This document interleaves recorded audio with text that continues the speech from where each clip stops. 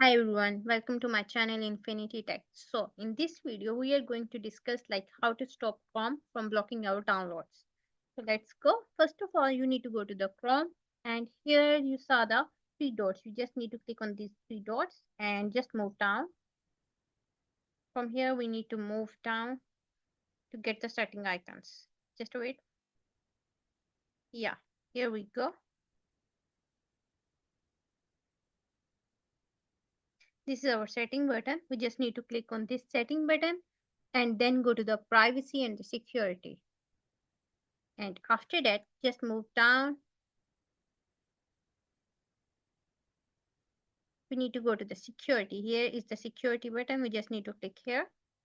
And then by default, it's click to enhance protection. We just need to remove this and change this to the no protection. We don't need any protection and just turn off. By following these steps, you simply allow your Chrome to download any video, any softwares, and any application you want to download. So to get more videos like this, just follow my channel Infinity Tech.